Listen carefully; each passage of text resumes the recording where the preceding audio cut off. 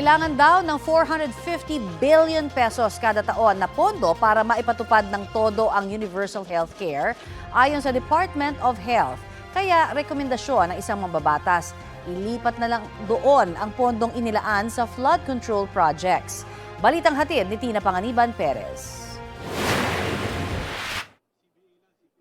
Kasabihan na ng maraming Pilipino na magastos, magkasakit.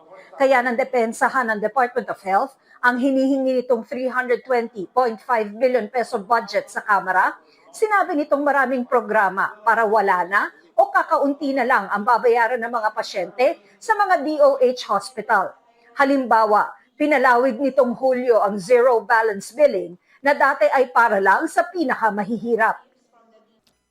Now we have extended that to any Filipino, indigent or not, that is admitted in basic accommodation of the 83 Department of Health hospitals. Ang outpatient po, libre din ang consultation sa ating public hospitals.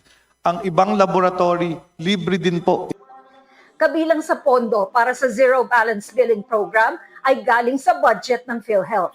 Bahagi ng 240 billion pesos na budget ng PhilHealth ay ang 53 billion pesos na galing sa panukalang budget na subsidiya para sa mga mahihirap na pasyente. Pero may mga serbisyo pa ring hindi libre, lalo na yung para sa mga outpatient.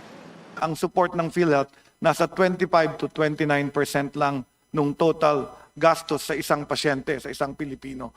So kung ma-increase ko lang to about as much as 50%, malaking tulong yon.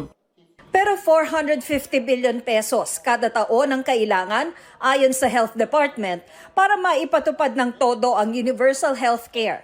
Rekomendasyon ng ACT Teachers Party List. Dito na lang ilipat ang pondo para sa flood control projects. Magkano ang kailangan? Kasi to my mind, 120 billion is doable in the current budget given na ang flood control ay 250 billion proposed. Magsusumite ang DOH ng request sa House Committee on Appropriations para riyan.